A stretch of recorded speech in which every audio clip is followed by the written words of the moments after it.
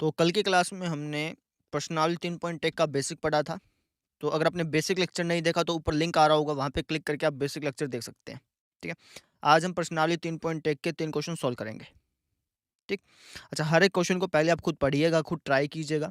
खुद ट्राई करेंगे ना तो आपसे निकल जाएँगे, आप यकीन मानिए, क्योंकि अगर आपने बेसिक लेक्चर देखा है ना तो आप क्वेश्चन ट्राई करेंगे, सेकंड और थर्ड तो निकाल ही सकते हैं आराम से बिना किसी दिक्कत के। तो खुद ट्राई ज़रूर करना। मैं आपको फर्स्ट क्वेश्चन से करा रहा हूँ। पहला क्वेश्चन देखो आप।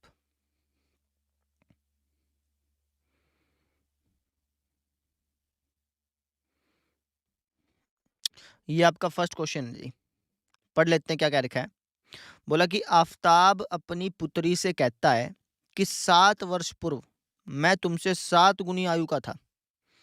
एक व्यक्ति है आफ़ताब, वो अपनी बेटी से कहता है कि 7 साल पहले है ना, मैं तेरे से 7 गुना था। मतलब मेरी जो उम्र थी, वो तेरी उम्र की 7 गुनी थी। एक प्रकार से ये हुआ, मैं तुमसे 7 गुनी आयु का था। जो मेरी उम्र है ना, वो तुम्हारी उम्र की 7 गुनी के बराबर थी। ये बात हो गई, ठीक है? अब से 3 साल के बाद मैं तुमसे केवल 3 गुनी आयु का रह जाऊँगा। अब इसको समझो ध्यान से। मान लो कि आफ़ताब की वर्तमान आयु एक्स वर्ष है और इसकी बेटी की वर्तमान आयु वाई वर्ष है। हमने मान लिया। अब अगर मैं 7 साल पहले की बात करूँ, तो 7 साल पहले आफ़ताब की आयु क्या रही होगी?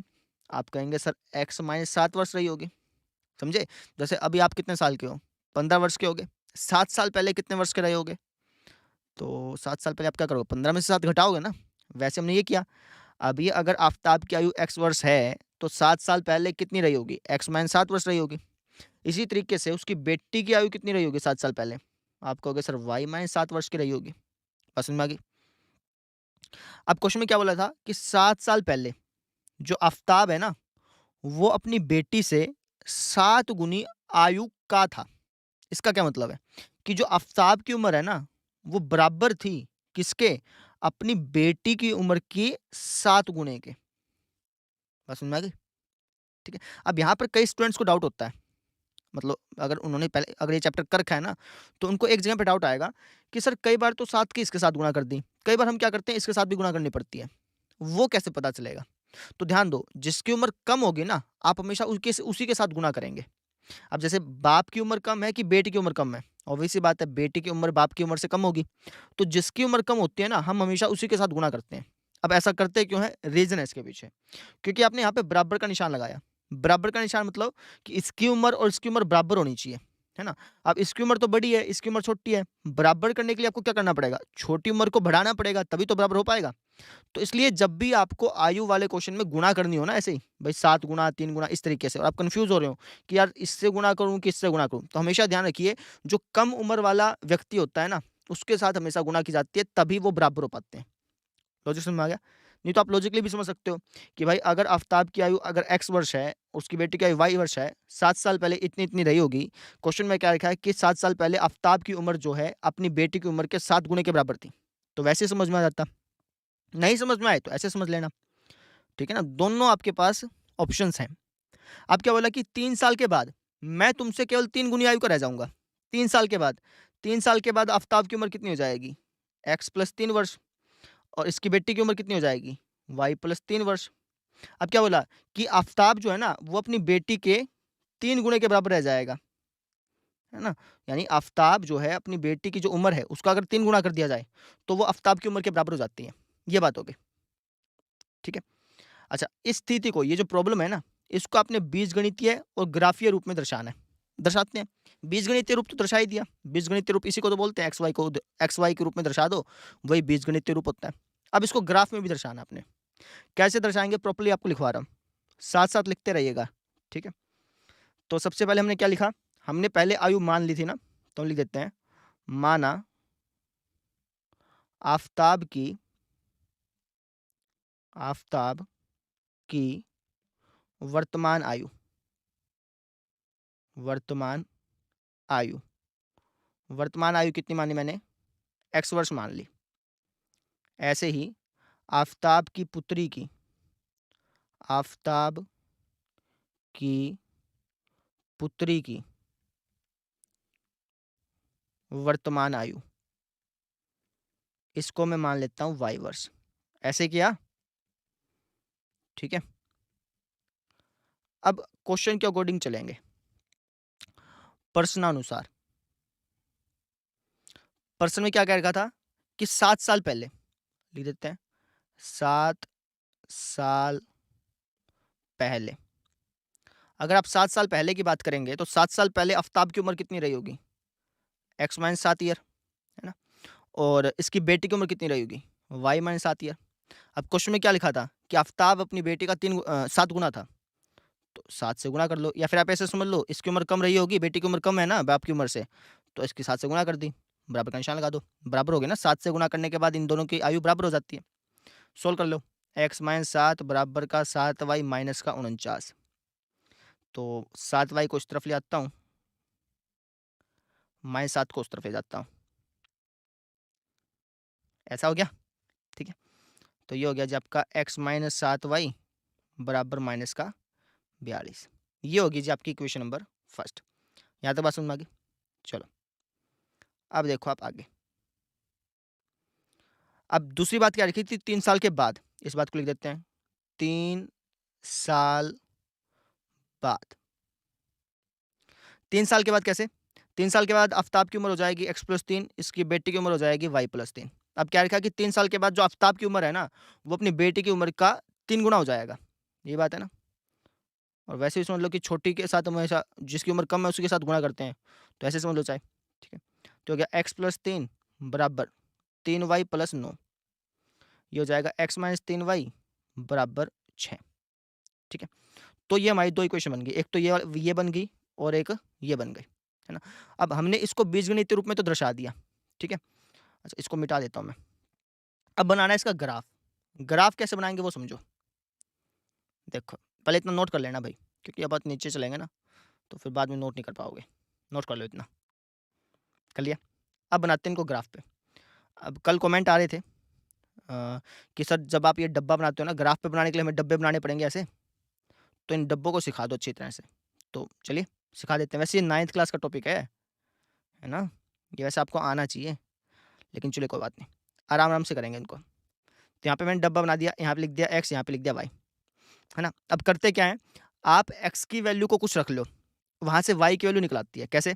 जैसे यहाँ पे लिखा है x माइनस 7y बराबर माइनस का 42।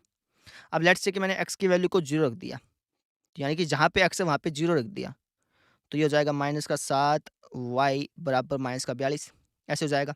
अब 0 माइनस 7y यानी माइनस का 7y हो गया बराबर माइनस का 42। अब मुझे तो यहाँ पे y को अकेला छोड़ना है ना। अब यहाँ पे माइनस 7y लिखा है, y को अकेला कैसे छोड़ दूंगा? दोनों तरफ माइनस 7 से भाग दे दूँ, या फिर आप ऐसे कह लो कि माइनस 7 यहाँ पे है, इसको अगर इस तरफ लेके जाऊँगा तो बटे में चल जाएगा, ऐसे कह लो चाहे। तो ये हो गया y बराबर माइनस का 42 बटे में माइनस का 7, या फिर दोनों तरफ माइनस 7 से भाग दे दो, वो भी बात ठीक है। तो यहाँ पे y की वैल्यू होगी 6, समझे? आपने x की वैल्यू 0 रखी और वहाँ से y की वैल्यू 6 आ गई, ये बात होती है। वापस समझ लो, x की वैल्यू चाहे कुछ और रख लो, मान लो कि मैं x की वैल्यू, एक काम कर y की वैल्यू रख लेते हैं, y की वैल्यू लेट्स से 0 रख ली मैंने, तो ये था ना हमारे पास x माइनस 7y बराबर माइनस का 42। अब y की वैल्यू मैंने 0 रख दी, तो ये कुछ इस तरीके से हो गया, समझ रहे हो?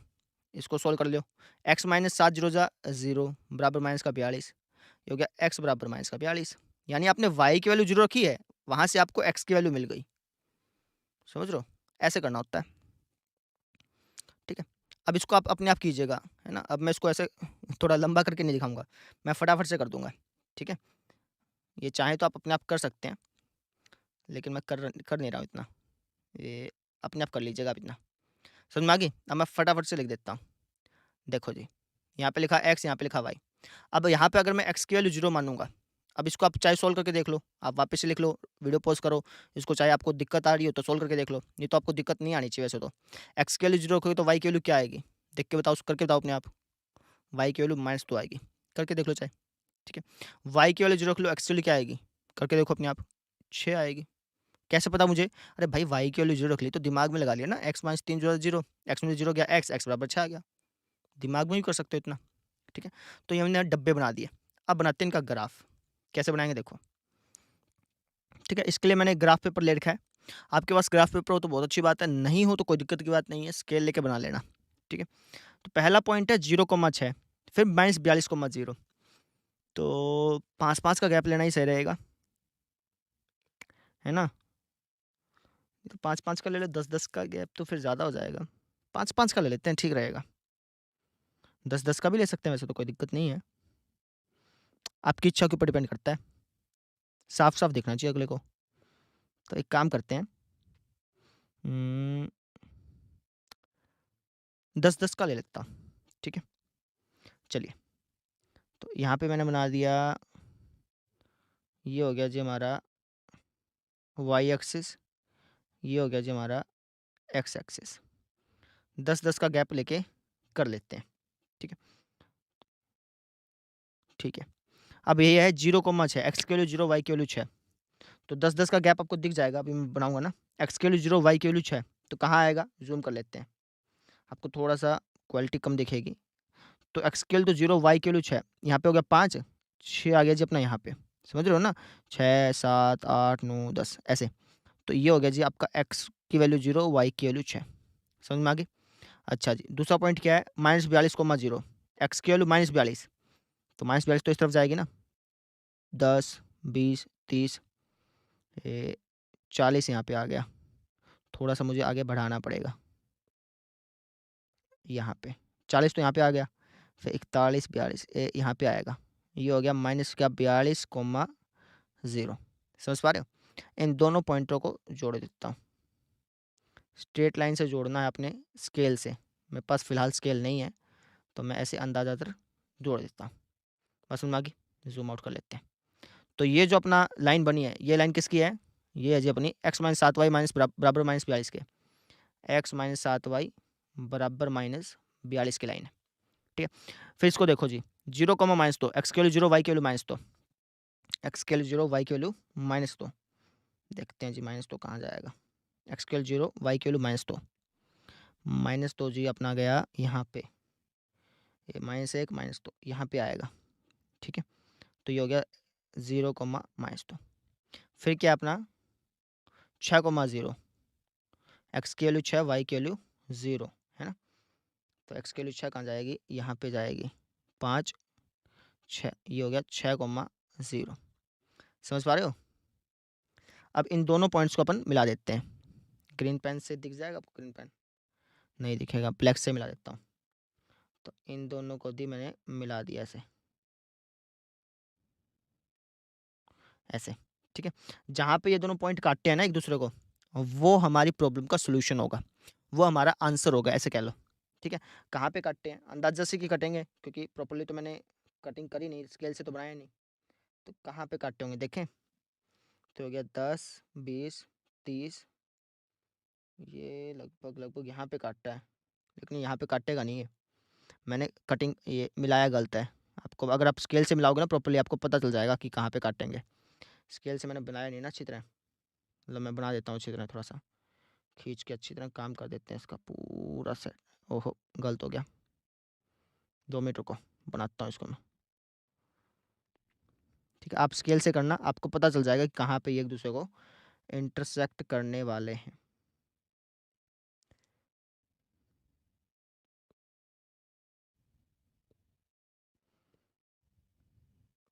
ये असल में इस पॉइंट पे काटेंगे। अभी भी थोड़ा-सा टेढ़ा-मेढ़ा बना है, और सीधा करता हूँ।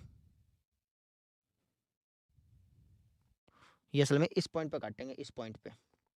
इस पॉइंट पे काटेंगे, और ये जो पॉइंट होगा ना, ये होगा आपका 42,12, क्योंकि मुझे आंसर पता है इसका पहले, मैंने ये क्वेश्चन कर रखा है ना पहले, इसलिए, ठीक है? आप अगर ग्राफ पे प्रॉपर्ली बनाएँगे, तो जहाँ पे काटेगा ना वो 42,12 होगा। आप दिखा देता हूँ, 10, 20, 30, 40 और 2 एक यहाँ पे आएगा 42, और यहाँ पे 12 होगा। तो 42,12 जो है हमारी इस प्रॉब्लम का सॉल्यूशन है। इसका मतलब क्या हुआ कि हमने जो आफ़ताब की आयु x वर्ष मानी थी, यानी उसकी आयु है 42 वर्ष, और उसकी बेटी की आयु कितनी है? 12 वर्ष। समझे? ये हमारा सॉल्यूशन हो गया। चाहे आप घटा के देख लो, 7 इसमें घटा लो, 7 इसमें घटा लो। अगर 7 इसमें घटाओगे तो 35 साल का हो जाएगा। 7 इसमें घटाओगे तो ये हो जाएगा अपना 5 साल का, 5 साल की। तो अगर आप इसकी बेटी की आयु का 7 गुना कर देंगे, तो इसके बाप की आयु बन जाती है। समझे? यही तो बात थी। ऐसे ही था। समझ में आ गई? तो ऐसे करना था आपने। कर लेंगे, ठीक है? अच्छा, जब आप ग्राफ को ग्राफ पेपर पे बना रहे हैं ना, तो यहाँ पे पैमाना लिखा कीजिए, ज़्यादा अच्छा रहेगा। हमने पैमाना कितना लिया? हमने एक्स अक्ष पर जो एक्स एक्सिस था उस पे जो 1 सेंटीमीटर था, 1 सेंटीमीटर को हमने 10 यूनिट के बराबर लिया था। इस बात को लिख दिया कीजिए, ठीक है? वाई अक्ष पर पैमाना क्या लिया हमने? थोड़ा छोटा करके लिख दो, कोई दिक्कत नहीं है। वाई अक्ष पर, इस वाई अक्ष पर, इस पर यही था, है ना? तो 1 सेंटीमीटर 10 यूनिट के बराबर था, तो इकट्ठा लिख सकते हो आप एक्स वाई अक्ष पर, एक्स और वाई अक्ष पर, ऐसे इकट्ठा लिख सकते हो, कोई दिक्कत नहीं है। तो ऐसे पैमाना लिख दिया कीजिए, ज़्यादा अच्छा रहेगा ग्राफ पेपर पे। इसको थोड़ा सा छोटा कर देता हूँ, हो गया तो मुझसे, चलो हो गया। ऐसे कोने में लिख देते हैं, बस समझ आ गई। और जौन सी लाइन आपने खींची, जैसे रेड लाइन खींची तो रेड लाइन के ऊपर उसकी इक्वेशन लिख दी। ऐसे है जैसे मैं ब्लैक लाइन खींची तो ब्लैक लाइन किसकी थी? इसकी थी ना। इसकी इक्वेशन क्या है? ये है। तो इसको लिख दिया करो, एक्स माइनस 3y बराबर -12। ऐसे क्या था? -12 नहीं था, 6 था। तो इसको लिख दिया करो जो भी था, बस समझ आ गई। तो अब आपका ग्राफ पूर्णतः अच्छी तरह से कंप्लीट हो गया। ऐसे करना, कर लेंगे, ठीक है? अब देखिए जी आप सेकंड क्वेश्चन। इसको मुझे वापस से करना पड़ेगा कॉपी, 2 मिनट को, ग्राफ बनाना पड़ेगा ना अपने को। सेकंड क्वेश्चन ये रहा, चलो एक बार कॉपी करना पड़ेगा, देख लेता हूँ हो जाएगा मुझसे। चलो हो गया ग्राफ। देखो जी, सेकंड क्वेश्चन क्या कह रहा है? क्या रखा है कि क्रिकेट टीम के कोच ने 3900 रुपये में 3 बल्ले और 6 गेंद खरीद ली। एक कोच था कोई, उसने 3900 रुपये लगाए और उससे 3 बल्ले और 6 गेंद खरीद ली उसने। बाद में उसने एक और बल्ला खरीदा और उसी प्रकार की 3 गेंदें खरीदी, ठीक है? बाद में एक बल्ला और 3 गेंद खरीद लाया, कितने रुपए की? 1300 रुपये की। इस स्थिति को अपने बीजगणितीय और ज्यामितीय रूप में व्यक्त करना है। कर देते हैं, आसान है।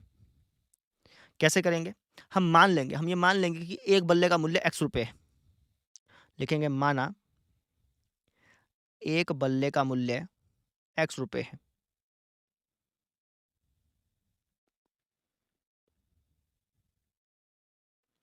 इसी तरीके से एक गेंद का मूल्य मान लो y रुपये। समझ रहे हो?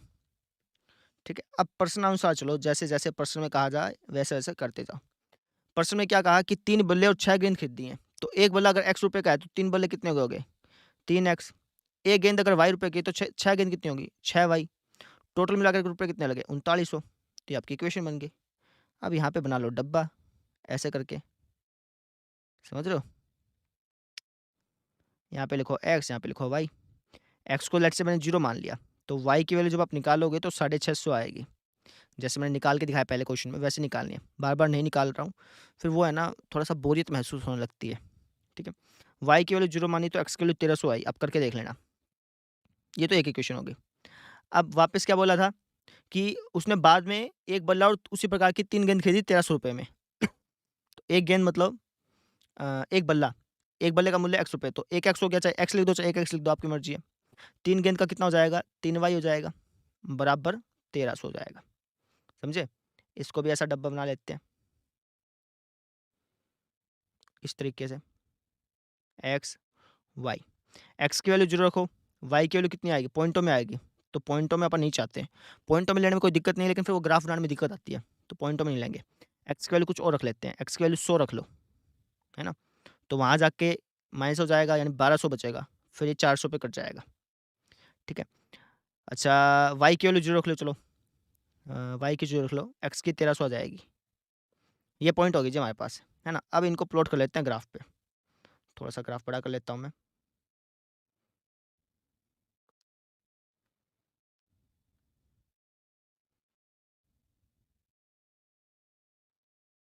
देखो जी, ये आपका ग्राफ हो गया। तो पहले हम इस पे एक्स एक्सिस और वाई एक्सिस बना लेते हैं।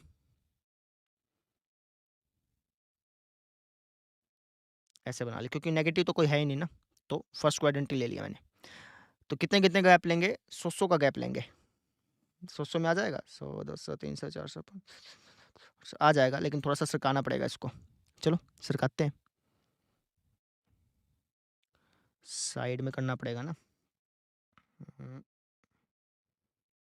यहाँ पे कर देता हूँ, बहुत है इतना। अब आ जाना चाहिए। अब भी नहीं आया तो फिर तो कहाँ आएगा ये? आ जाएगा, चलो कोई नहीं, देखेंगे, आ जाना चाहिए। चलो जी, 0,650, एक्स की वैल्यू 0, वाई की वैल्यू 650, 100 का गैप ले रहा है। तो 100, 200, 300, 400, 500, 600, 650, ये हो गया। एक्स की वैल्यू 1300, वाई की वैल्यू 0, तो 100, 200, 300, 400, 500, 600, 700, 800, 100, 1000, 11, 12, ये नहीं आया भाई। इसको थोड़ा सा और सरकाना पड़ेगा मुझे, समझ रहे हो? ये ग्राफ बनाने में दिक्कत आती है ऐसे फिर। लो जी, यहाँ पे कर देते हैं इसको फिर।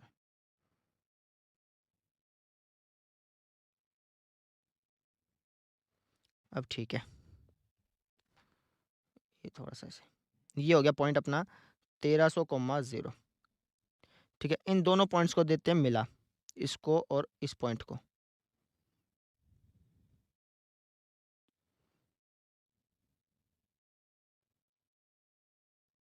ऐसे मिल गया।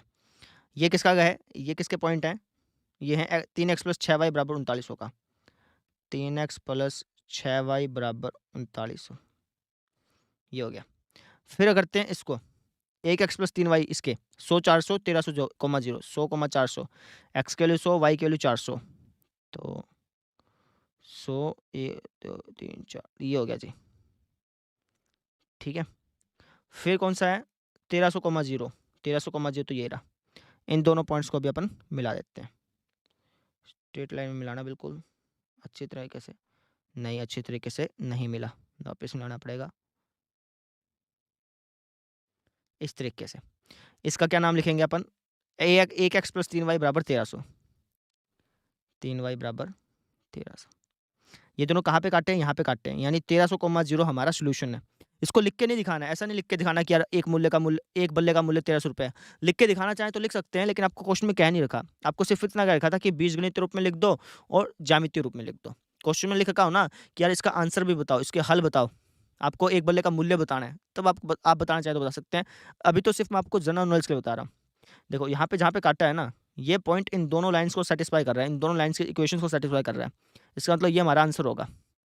इसका मतलब एक बल्ले का जो मूल्य है वो 1300 होगा, और जो गेंद आई है ना फ्री आई है, 0 की है। ठीक है, तो ये चीज़ थी, कर लेंगे ना?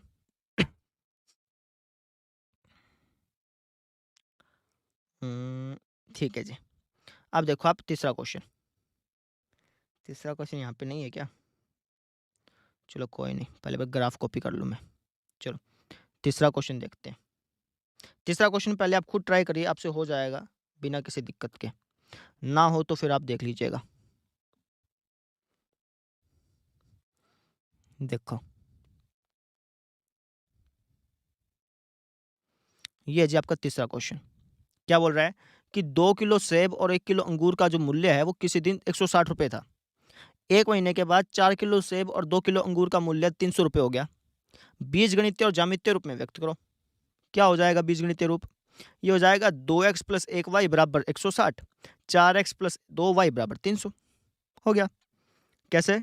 हम लिखेंगे माना 1 किलो सेब का मूल्य, सेब का मूल्य मैंने मान लिया कि 1 किलो सेब x रुपए के हैं। इसी तरीके से 1 किलो अंगूर का मूल्य, अंगूर का मूल्य मान लेते हैं y रुपए। अब प्रश्न अनुसार चलते हैं। प्रश्न में क्या क्या रखा है कि जी 2 किलो सेब 1 किलो अंगूर, तो 1 किलो x का है तो 2x, और 1 किलो अंगूर कितने का? y रुपए का। 2x प्लस 1y लिख दो, चाहे 2x प्लस y लिख दो, बराबर कितने का पड़ा? 160 का पड़ा। ये इक्वेशन होगी। इसका डब्बा बना लो ऐसे, एक्स वाई, एक्स की वैल्यू 0 की, वाई की वैल्यू 160 आ गई, वाई की वैल्यू 0 की, एक्स की वैल्यू 80 आ गई। करके देख लेना। अच्छा जी, अब आ जाओ दूसरे क्वेश्चन पे। दूसरा क्या बनेगा? 1 महीने के बाद 4 किलो सेब 2 किलो अंगूर 300 के पड़े, तो 4 किलो सेब यानी 4x, 3 किलो अंगूर 2 किलो अंगूर यानी 2y बराबर पड़ा है 300 का। इसका ग्राफ बना लो ऐसे, एक्स वाई, एक्स की वैल्यू 0, वाई की वैल्यू 150 आएगी, वाई की वैल्यू 0 रखो, एक्स की वैल्यू 75 आएगी। बना के देख लेना। ठीक है, अब बना लेते हैं इसका फटाफट से ग्राफ।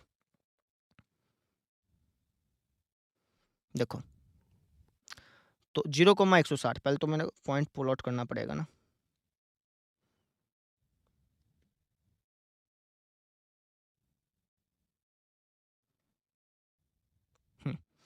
10-10 का गैप ले ले। 10-10 का कम कम पड़ेगा, 10 20 30 20-20 का गैप लेते हैं। या फिर 20-20 का गैप ले लो, चलेगा, ठीक है। तो एक्स के लिए 0, वाई के लिए 160। नहीं तो 10 आपके पास बड़ा ग्राफ होना, 10-10 का गैप ले लेना, कोई दिक्कत नहीं आएगी पॉइंट में भी। मैं 20-20 का ले रहा हूँ, ठीक है, क्योंकि मेरे पास ग्राफ छोटा है ना। एक्स के लिए 0, वाई के लिए 160, तो 20 40 60 80 100 120 140 160 यहाँ आ गया, ऐसा ये पॉइंट हो गया। एक्स के लिए 80, वाई के लिए 0, तो 20 40 60 80 80,0। इन दोनों पॉइंट्स को देता हूँ जी मैं मिला, ऐसे। इसका ये लाइन किसकी है? 2x प्लस वाई बराबर 160 की है, बस समझ में आ गई। फिर 0,150, एक्स के लिए 0, वाई के लिए 150। अब 150 कहाँ पे आएगा? 160 यहाँ पे है, 150 यहाँ पे आएगा फिर अपना। 20-20 का गैप था ना। हाँ 150 यहाँ पे आएगा, ए यहाँ पे थोड़ा जूम इन करना पड़ेगा मुझे, यहाँ पे आएगा 150, ये होगा, ठीक है। और क्या था? 75,0, 75 कहाँ पे आएगा फिर? 80 यहाँ पे है, और यहाँ पे 60 है, फिर यहाँ पे 70 आएगा, 75 यहाँ पे आएगा, बिल्कुल इसके बिल्कुल ऐसा पास में। क्या होगा ये? 75,0। समझ रहे हो? ये पॉइंट है ना, थोड़े पास पास में आए, ध्यान से देखना इसको। चलो इन दोनों पॉइंट्स को मिला देते हैं, ये ऐसे पैरेलल बनेगी, ऐसे बनेगी लाइन। स्केल से मिलाओगे ना पता चलेगा तुमको, ऐसे लाइन बनेगी, ठीक है। इसका क्या नाम है? 4x प्लस 2y बराबर 300। 4x प्लस 2y बराबर 300। पैमाना लिख दोगे तो बढ़िया रहेगा, नहीं लिखोगे तो कोई दिक्कत नहीं होती ऐसे, लेकिन लिख देना बढ़िया रहेगा। पैमाना क्या लिया तुमने? एक्स और वाई एक्सिस, एक्स वाई अक्ष पर हमने 1 सेंटीमीटर जो है, जो 1 सेंटीमीटर का गैप है ना, इसको हमने लिया किस यूनिट के बराबर? 20 यूनिट। 20 यूनिट है ना, 20 यूनिट के बराबर लिया।